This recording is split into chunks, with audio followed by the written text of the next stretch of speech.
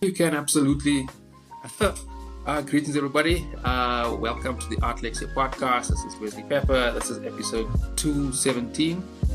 And yeah, essentially we're recording this. This is the first time I record on a Sunday afternoon for a while. Just talking to Mike, we had a hell of a storm.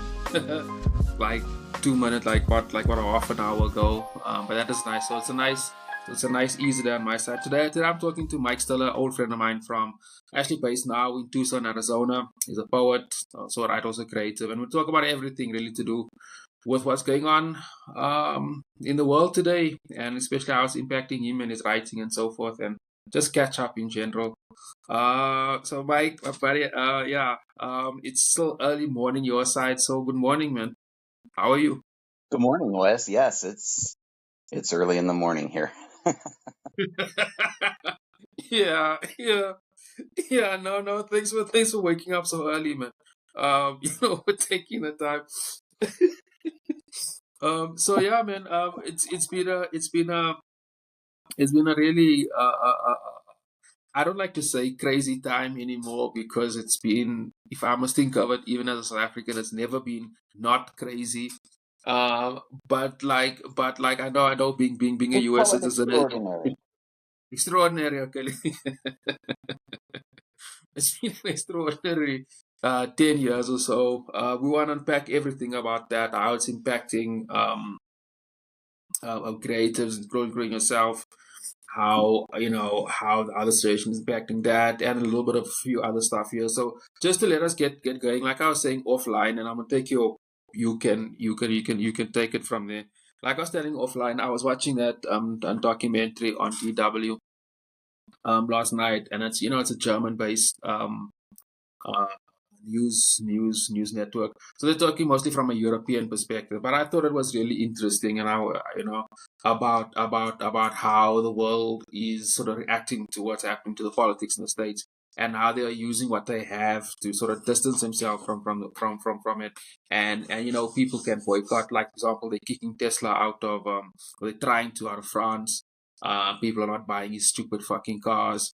Uh, Etc., etc., and how they're trying to boycott. And I thought that was really interesting because, like I said, offline, I grew up on American culture in the early '90s, and for me to sort of and for my generation to sort of love through that whole thing, to see what was built up to be this like thing that everybody admired to where it is now is, like you say, it's extraordinary. Um, it is, and I want to get to a point because you brought it up in a minute. But yeah, I mean, we spent the last year in Portugal before we came to Tucson. So Yeah, to get out of the States and go experience a different culture and see the differences and the similarities that exist, no matter where you are in the world, it was really eye opening, honestly. Um, but even there, you don't see a lot of American influence. You just don't. Um, there's you might see some fast food places, a McDonald's or a Burger King or something like that. Um, but it's very Eurocentric over there. Um, they are still reliant upon like American financial systems, like the bank cards and stuff like that. Um, but they really they do not do things like uh, we do things here. So it's very different, and it was very eye opening, just to realize that the rest of the world is not this. And yeah. and then you mentioned Tesla and Elon Musk. From your perspective, of course, and for those on my side, could you elaborate a little bit on, as a average South African, your thoughts, your feelings on Elon Musk? Uh, okay, so uh, I mean, his ties to South Africa is not is basically just where he grew up, and his parents are from here. I've never, let me say, as a South Africans really pride on our exports, like Trevor Noah, Tyler, Springboks, Nelson Mandela, etc. Fucking gold, Cape Town, shit like that. And Amapiano. A lot of our culture, because they like to phrase everything as, as this rainbow nation. So all these people I mentioned are different. The Springbok rugby team, and that's sort of how we like to see ourselves.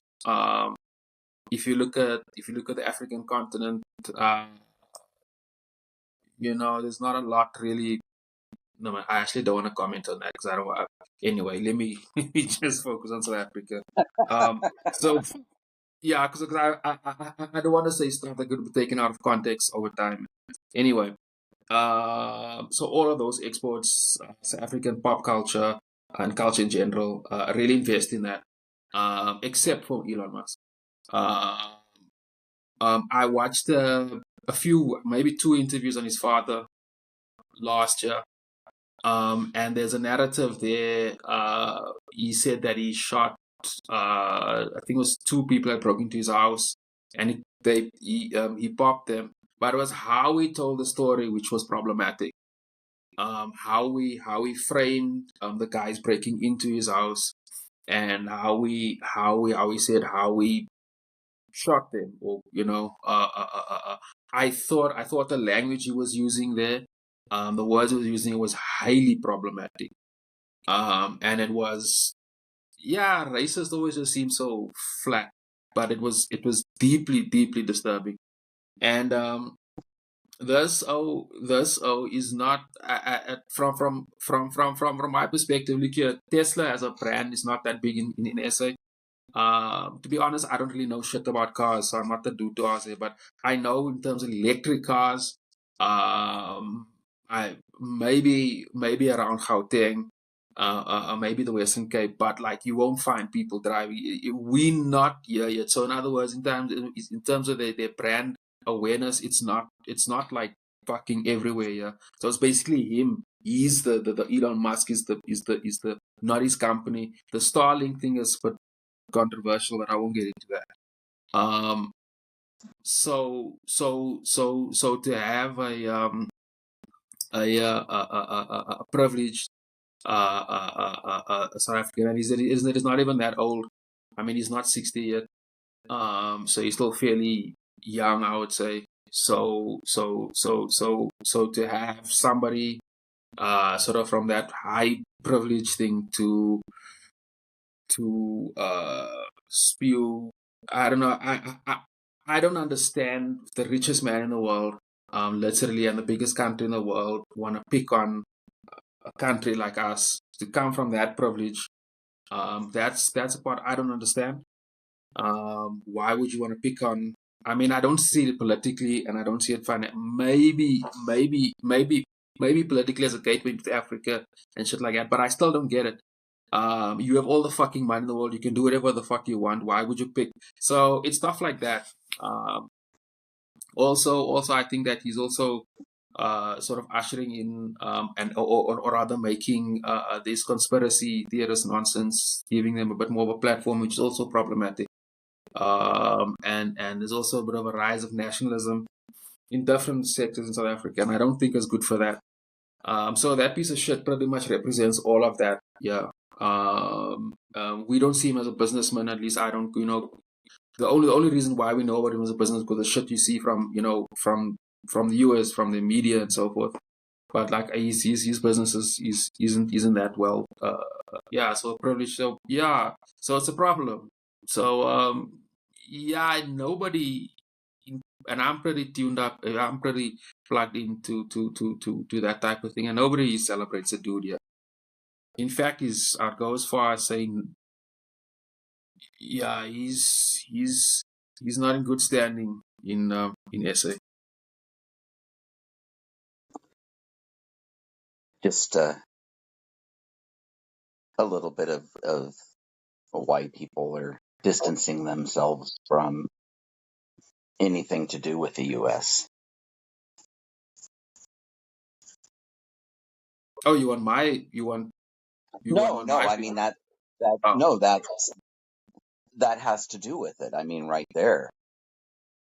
I yeah. mean, you look at that and you look at his influence and his beliefs, his morals, his influence, and that's why. Yeah, Money yeah. buys you power. Money buys you power, and so he can influence however he wants, whatever his beliefs are, So you'd pick on like a and little country. that's what happens here, huh?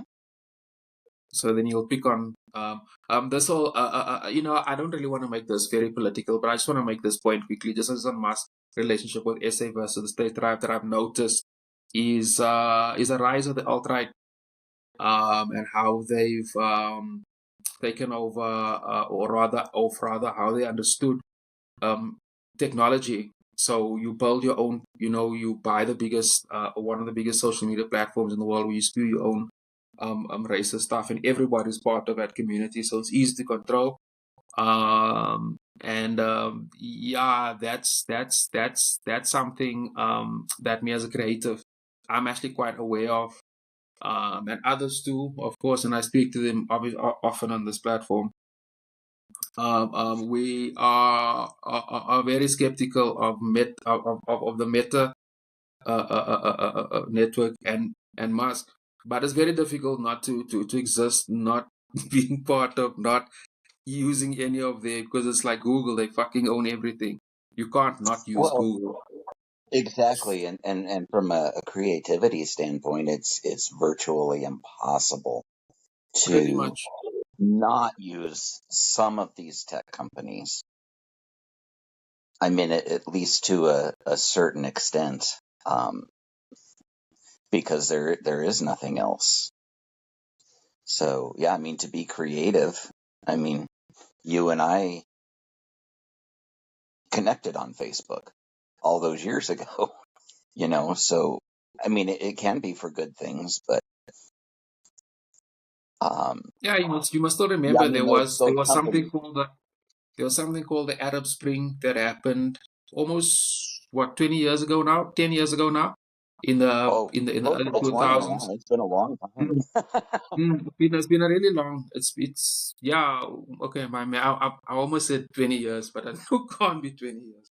But yeah, It is. there It was is Arab about 20 Spring, and years. and and they use, oh my God, and they used Facebook in particular to spread.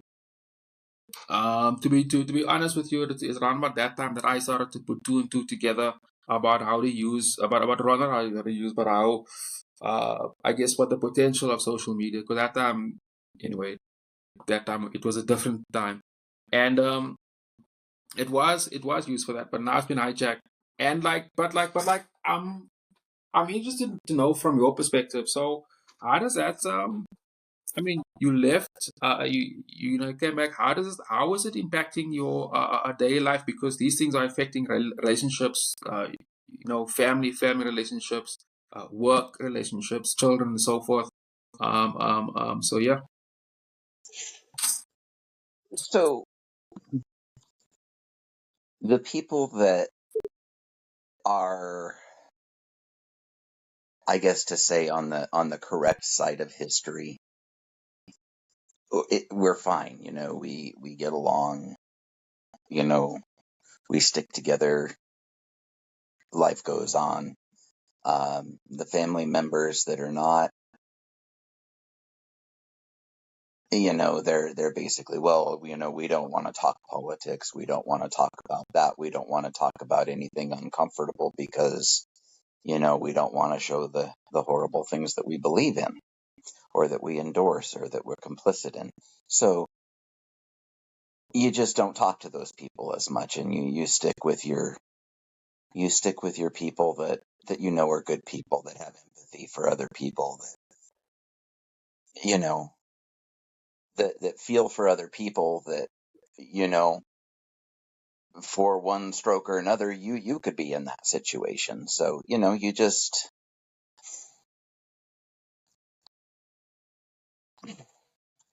I think we talked about something called hive mind, and it works both ways. You stick with your like-minded people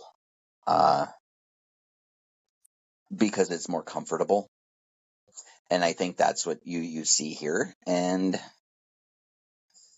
so from that aspect, it's not so bad. Mm. You just stick to yourself. You do your thing. It's But let me, different. but let me sort of run with that a little bit. And this is, I'm very interested to know. So I can understand that, but I mean, yes, man. Like, surely some relationships around some time had to be broken, or some people came and then some people left. So just to stick with a certain mind, or rather with a certain group of people, is not always necessarily a good thing. Because to hear the own, pretty much an echo chamber all the time can also be, Correct. Correct. a problem. So yeah, what's your take on that? Without getting too political, Mm, there are things here. The things that they're endorsing are just normal humans wouldn't endorse those to be done to other human beings. It's a moral thing. So you just don't. I mean, I understand, political discourse, obviously, economics, budgets, difference in laws and things like that. I get that.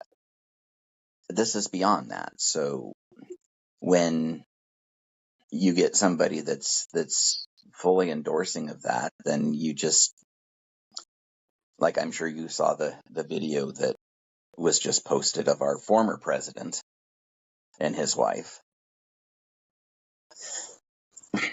There's no reason for it, it's beyond the pale. that's a tough one. That's a tough one because as a creative, one of the thing is that you're always constantly meeting new people, and you can interact. There's politics aside, as two people, you can still connect. But the fact that you're saying that almost those things are almost being rated is a fucking concern. It's a huge concern. It's a huge. It's huge. I can't even. Makes me appreciate what I have, to be honest. People are being judged here by what side they're taking. Musicians are now finally being judged here. Mm, People mm, will not support musicians that are on mm, the other side. Now, the other side will support because many of them are too ignorant to understand what mm.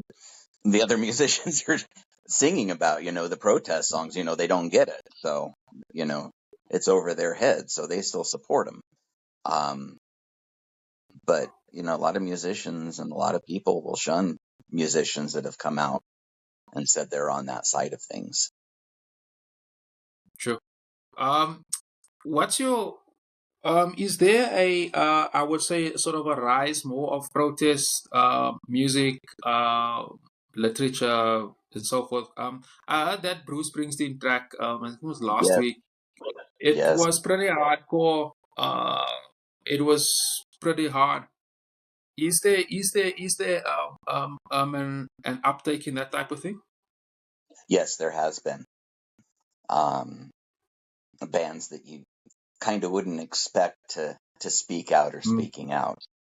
mm, A band that I've listened to for 40 years called Megadeth, just an mm, American metal band, mm. has come out with a song on their newest album that speaks out against war and aggression and stuff like that, even though that's what they sang about for 40 years, but they came out with a Yeah, song on this one yeah, yeah. against it. So it's really something to hear. And then, of course, Springsteen stands up for the working man and has for 50 years. Yeah, So, yeah, yeah. I listened to Bruce Springsteen. oh, I love Yeah, him. thing. Yeah. Yeah. Interesting. Should I had a question on that? Yeah. Is there more a sense? Shit, man. I don't wanna compare. And besides, I was too young. To I'm talking like the mid 80s here in SA, where a lot of the protest music was about an African identity, know yourself, and to stand up against the apartheid regime. The music that now in 2016, is it what are these musicians calling for? Are they just trying to highlight what is wrong? Are they trying to call people to stand together? Are they trying to tell people to fight? They're just against. They just want it to stop. They're not calling for people to fight just yet. Um, there's a punk band out of Boston. They're called the Dropkick Murphys. They do Irish punk, and they're very popular, very protest band, and they've come out with several songs, against ICE. And I think one of their new songs was called "Fuck ICE," and it Interesting, just interesting. Yeah. Sorry. Finish. well, it's just yeah, they just because people know, I think right now they're just trying to call attention to because there's still a sizable population that has their heads in the sand. That's interesting. Shit, I can't even wrap my head around that. Either that or they Uh, approve of it, and I'm hoping that's not uh, the case. But because you would think at some point there needs to be some form of call of action. And I think creative people got a very big role to play there. Given that, and I want your take on this. Um, just from somebody who writes. I was on multiple time occasions, but and sometimes on YouTube, or they'll translate certain videos. Sometimes I'll be too lazy to put the thing, even though it's English. And I was so to the point is I was actually reading what that president was saying, like reading his transcript, and the grammar, and it was really bad, it was really, really, really, really poor. Especially, yeah, and you think, oh my word, shit, man, like you saying, if these guys are still calling out for people to sort of expose what is happening, don't you think writers got a role to play there? More in terms of, well, I don't know, but like you you can't have the biggest office in the world, use that poor grammar. Shit, man. It's I it blows my mind. It really blows my mind. I think you have to again take a wider view of something here. That Americans in general are not as literate as many other nations. Um, and that's again something that I learned in being in Europe. There are bookstores, there are libraries, people read, uh, and I know you yourself and people over there. It is nothing to speak three different languages. Um, it's to read, to be up on history, on literature, on fictional works. People take pride in that. Yeah. And here it's not a thing. So uh, a lot of people here don't understand good word structure, good sentence structure. You know, they do speak ignorantly because they're not as well versed. Sure. And I think when you see somebody like, the president that has trouble coherently completing sentences, Yeah. Yeah. Yeah. a lot of people find that as a sign of strength because that's like them because they can't do it either. Wow. I remember, and I'm old enough to remember George W. Bush's presidency, and I remember similar narrative around him, especially in his well, both, both, that he sort of spoke for the average man. In South Africa, this makes me appreciate our shit a bit more, yeah. Um, because we have 11 official languages, but most of the, parliament, I'm talking parliament here, and the business language, which is English. Um, yeah, sure, people can get a bit relaxed here and there, especially if their class are Afrikaans, whatever accent is stronger than the but there's a certain standard just of speaking. Um, damn, and I'd like your point on this. From somebody like me, this Jesus, I don't understand because like there's so many great writers from this. I mean, Alice Walker, uh, James Baldwin. I mean, these are these are great writers. Bloody hell!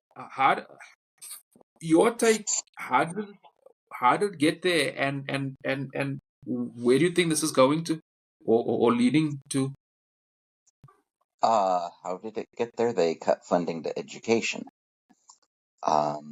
They don't want children to read books. One of my favorite authors is John Irving. He's one of the most prolific literary figures of our time here in this country. And but you wouldn't dare find one of his books in a school because he writes about gay people, he writes about transgender people. Um, you know, he writes about uncomfortable subjects, but he is an amazing, amazing author, and his character development and his use of the language and is just it's amazing. I love reading him. Unbelievable, Mike. Actually, let's sort of run that in, the whole writing. So I'm also interested to understand this. Is like with all this negativity happening around, which you can't escape. Um, as a creative person, where do you draw your inspiration from? You and other like-minded, because certainly there must be something you can do.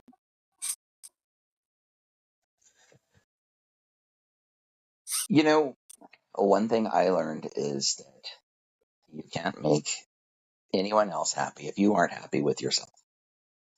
So, I find my inner peace. I find my safe space, you know, little weed, little music, you know, uh, little TV, and then I, read, inspiration. I'll tell you, the desert here is absolutely stunning. The scenery, the landscape is just, I actually shocked at how beautiful it is here. Um, and so I take that and it's like, yeah, and you make the best of what you have and you go on and I see things and the wheels are always spinning and I've got a book that I've got the wheels spinning on that I've had for a few months and there's always ideas for it and Mm. um it gets easier to write by the day. Mm.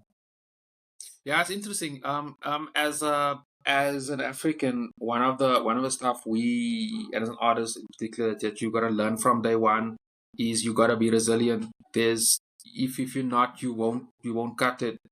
So you gotta be creative. So as you're saying, like if you're just looking at your landscape and just being inspired and taking in, looking and exploring the landscape, I can totally relate to that, and we do it here too.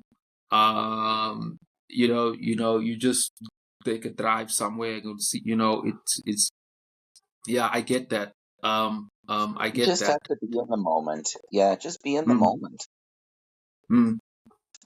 it also really and over time, and I've spoken to but also just friends of mine, not just on the podcast, is that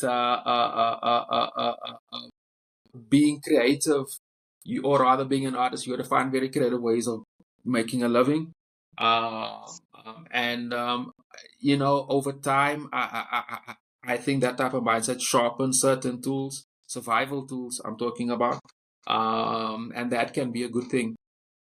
For example, I'll give you a very brief example. When the COVID-19 hard lockdown hit, I mean, we had draconian measures here. They fucking shut down everything, including booze, which was which was stupid. But anyway, like creative, creative people flourished, or not flourished necessarily, but they grew in that environment because it you had to just change maybe just It's your our movement, but environment.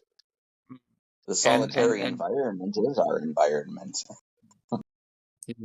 that's pretty much the point. It's interesting. Yeah, shit, man. So can you comment a little bit more on that?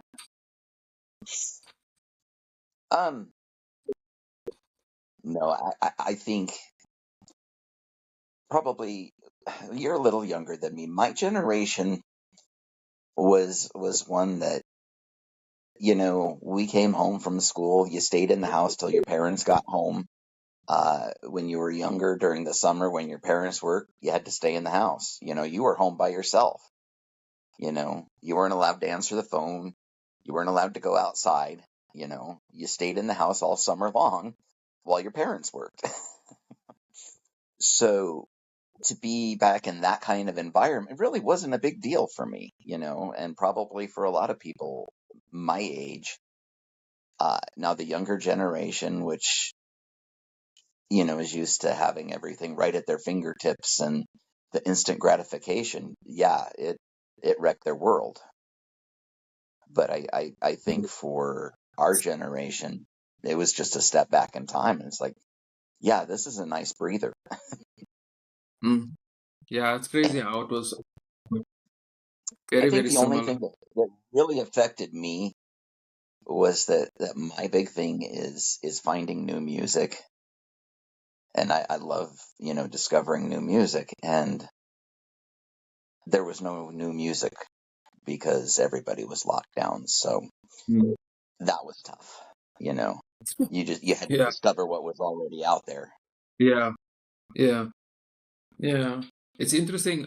Just a sort of a side point on that, and something that I've noticed is since what's now almost 5 years now, technology has really come in leaps and bounds.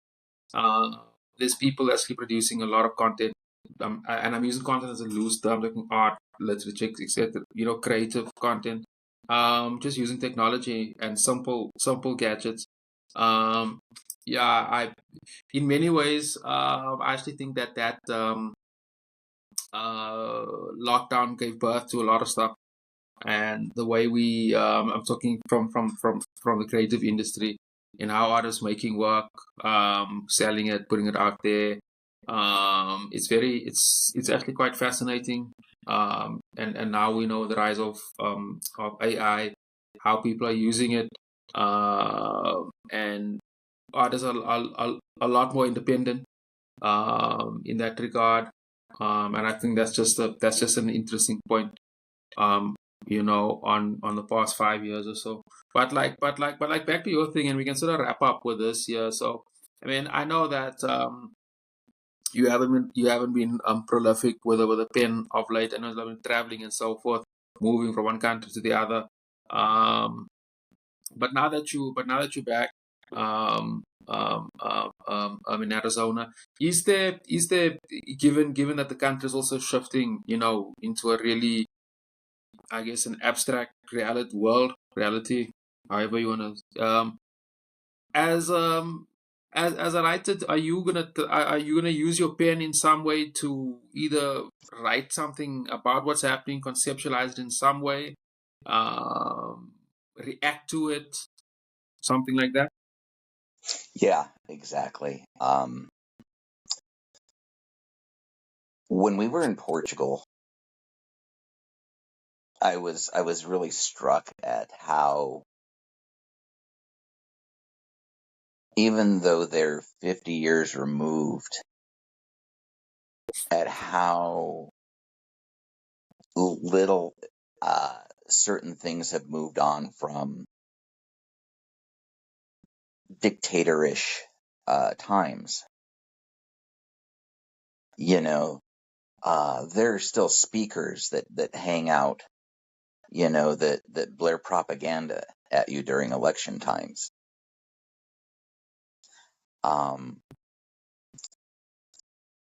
And just different things like that. And I see things, and then of course you come here and you see different things, and it's like, we're trying to take that step back. So yeah, I can see all these ideas forming, for an alternative history type of scenario for me to write, where you use real places and things, but different scenarios, like things happened different. Like the timeline is fiction, but the places and things are real, and the people are real. Nah, for sure, man. We'll be looking forward to hearing about that. Uh, um, uh, I find it, and you will definitely share that. I find it really, like I say, tracking how others have been changing since the lockdown. I think it's very interesting to see what type of world we're getting in, man. Because I would like to believe that like creative people, writers, painters, musicians, and so forth, can actually save the world in a way, because your writing can inspire somebody. Say they interact with your work, read it, listen to it, or whatever, one morning, for example, and because they did that, their mind shift, changes slightly, and whatever they do the rest of the day, week, whatever, will be shaped slightly by that. Um, and so I like to encourage, but you know that.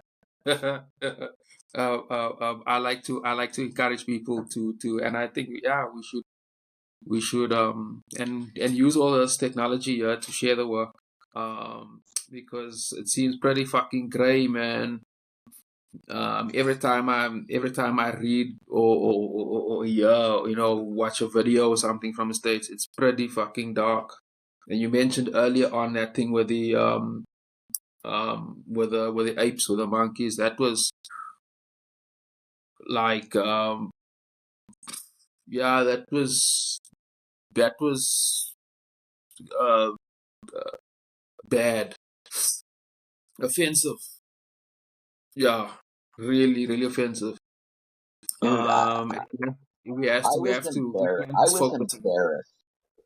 Yeah, I was Yeah, embarrassed we when I should, saw that. It's like, really? because the rest of the That's world where sees you that have to too. go? Huh? There's more African. The white population globally is less, or just over 12%. 12%. Black people, and Asian, Indian and so forth, dominate populations throughout the world. So people saw that shit all over the fucking world. Asian. You think of Southeast Asians. Look at a country like the Philippines. Like, was it? I think it's what's that country? What it's now officially the most populous city in the world. Uh, Africa's has got a young population. There's 54 countries. There's billions of people. Everybody saw that shit, and you associate, just like you associate Coke, burger and Coke with the states. That association will be there too. And then this is sort of wrapping up here, because I don't want to dwell too much in the politics, but I do want to get your take on this. And just another interesting point. Also, I watched this. I think it's just the same documentary or something else, but it was no, it's something else. But anyway, the point was the word ice. How the word ice has changed, and association with the word ice um, has changed over what is now a year and a bit, which is ridiculous, because if you think of the word Coca-Cola, you think fast food, junk food, and whatever. Now we still here in summer, so and it doesn't snow here, but still like we obviously do use ice. But now if you say a block of ice or something like that, the association is not fucking water anymore. It's oppression, which is ridiculous. How a word how a word like ice has changed. That is mind blowing. That is absolutely mind blowing, and it's like that throughout the world. So, oh my God, that when I thought about it, like, wow. Because I even read, like, wasn't it like some news producers had to take the word out instead of referring to the snow, they had to use some other creative word or saying snow because they couldn't use the word ice just because of association with oppression. Thank you for bringing that perspective, because That's hardcore. we don't see that here. I mean, and I scour, international news. You know that. Yeah. I wasn't aware of that story, so thank you. But I think something that for people on my side need to really understand is the U.S. is only 4% of the world's population. Hmm? The U.S. is not the center of the universe. It's 4% of the entire world. There's a whole world of other people, other perspective, other cultures out there, and the US doesn't influence the other 96%. Yeah, it's telling.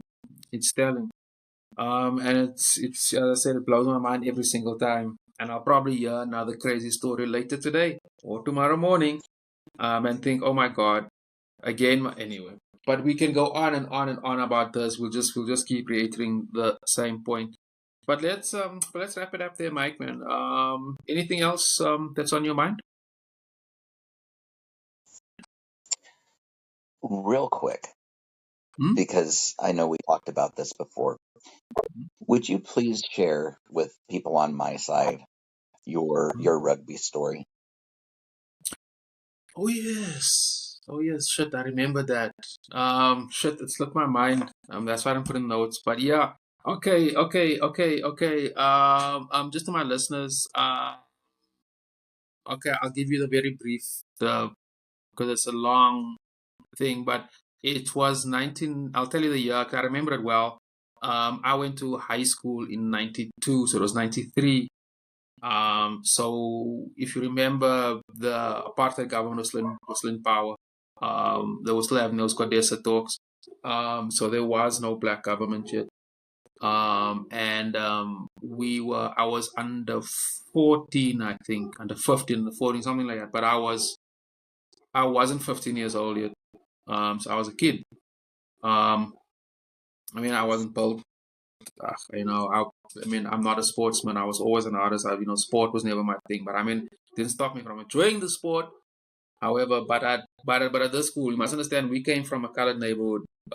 So moving into this uh, uh, uh, uh, back then they called it Model C school. So the entire school system is different. You had to wear these bullshit school uniforms and there's all these British rules. That's why till today I don't like British culture in general, because it was indoctrinated with me and I rebelled against it.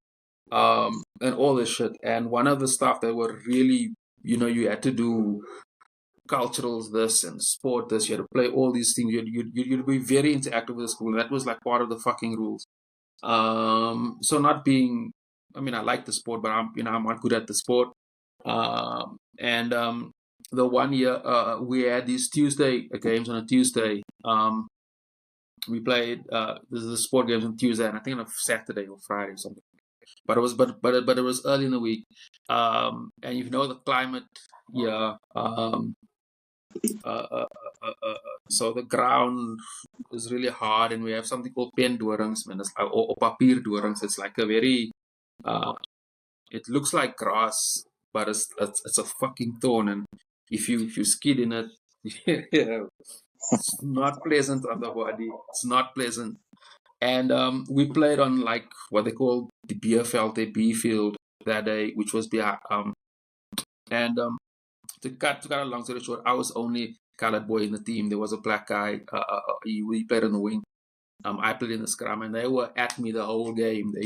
The school, they were Afrikaners, and they were fucking verbal abusing me on the pitch. Like we had a what is it? Not a medic, first aid.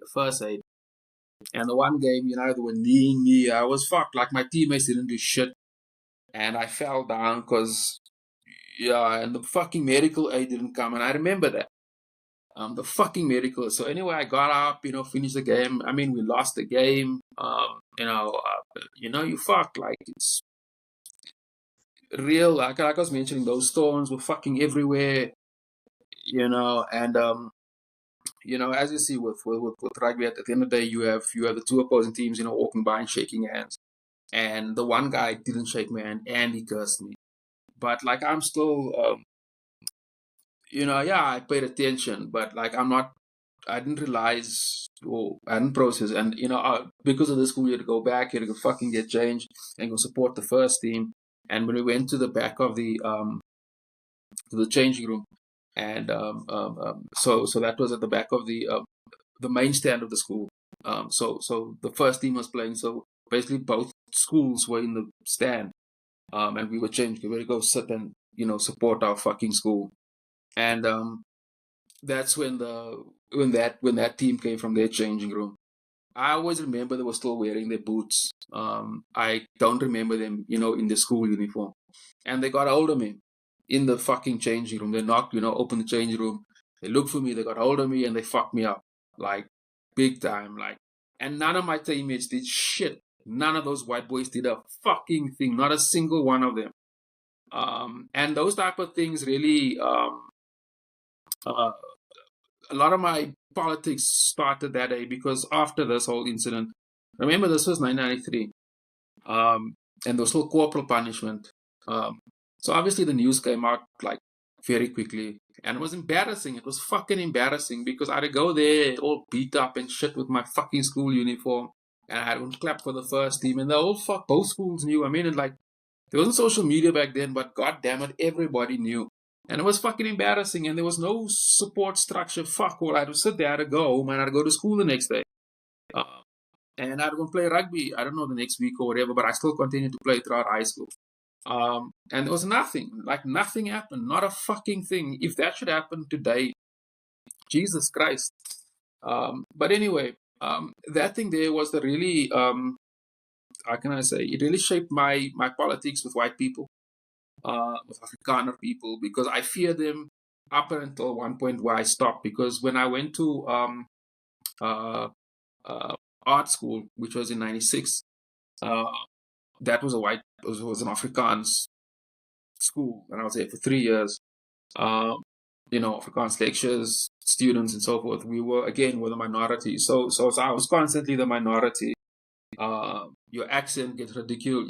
There's always these fucking tones and stuff. And I always remember that at one point, at my most vulnerable physically thing, they beat the shit out of me, and they made sure that I fear the whole Afrikaner thing. Fucking staan. Understand? I seriously fucking throughout high school, and the fact that I can go deeper and deeper into the social side of it, but that's for another day. But that thing really shaped my politics. I'm Pan-Africanist now. Not now. I've been my entire adult life, and I'm an artist. So when I started to started to conceptualize my own identity and so forth. The fact that I was this sort of, and I'm a colored guy, and I don't want to get into the colored politics, but that's another thing. Because back then, colored people were, you stood on your own in school. You're only associated with other colored boys. You don't talk to them. You don't talk to the blacks. You don't talk to the whites. You all stood on your own. And there was a sense of disenfranchisement you were disenfranchised by that. You had no power, you had no social power. So to have Whitey beat the shit out of me as a 14-year-old, sort of reinforces like, yo, if Whitey talk, you gotta shut the fuck up and you gotta follow, you know. And I was like that till my early 20s when I stopped doing that shit. And maybe sometimes, I speak, Well, I might, I'm I so might sorry. I'm just, so sorry that happened to you. I yeah, man, it It is, breaks my heart. it shaped everything. And yeah, um, I can tell you one thing. I don't fear, I don't fear that type of I don't get intimidated for shit. Maybe, and with power, especially with power, maybe in a few times, I know I shut my mouth off a few times, and I know that closed a few doors for me in public, in front of people. I know I did that. Sometimes consciously, sometimes I only realize much later, but I don't give a fuck because I just don't fear power, and I'm not intimidated by power. In fact, I sort of inflate myself if I see power because I feel I've got to, project. And maybe that's not always good in terms of business, and I probably found that financially, but whatever, it happened, and this is where we are. So yeah, and I like it's the just first time I shared that story publicly, actually. So now thank it's on you. a Thank you for podcast. sharing that. It goes to show what standing up for what's right. Standing up for what's right. It doesn't matter. It doesn't matter somebody's color. It doesn't matter where somebody is. It's what's right. And I think it's important. I really do. And thank you. Thank you for sharing that. Yeah, like I said, it's the first time I spoke probably publicly. Not I obviously told people over the years, but it's not something I don't really, yeah. To admit to be beaten up is not a good thing. And like I said, it's never happened again, and it fucking never will. I'll tell you that. God damn it. Um, but yeah. So if any of my listeners listen to that, now you know something about me. Uh, yeah. You as Yeah. as an artist, and this is a closing point on my side regarding this. This is something I'm totally cool with being a creative, and I've totally let go of that. I've got no control of how people perceive or see me, and I'm totally cool with that. I'm I'm okay with that. You can think what you want to think, how you think. I don't really give a shit. Um, uh, As a just like with creative, it's our job to make people think. We can't control what they think or how they think, but if we make them think, then we've done our job. yeah, man, yeah, man, yeah, man. Exactly, exactly that. And also with me, I never wanted to be the victim because I hate being the victim. I didn't want that to be an albatross around my neck. Um, You are no and victim. You are one of the best artists I have ever seen, that I've ever had the privilege to work with. You are no victim. Thanks, man. Thank you for that, Mike. Yeah, I just didn't want a cat out of my neck. Growing up, you couldn't project fear. That's one thing you can't do, or at least where I grew up and so forth. Because if you do that, um, you'll learn. And yeah, I learned that day. I fucking tell you that. And it was in 1993. It was a long time ago. It was a long ass time ago. But That stuff yeah, shapes you for the rest of your life, though. yeah. It's 2000. It's 2026 now. That was a fucking long ass time ago. But it's crazy if I look at it now. If something like that must happen now, that school will get shut down.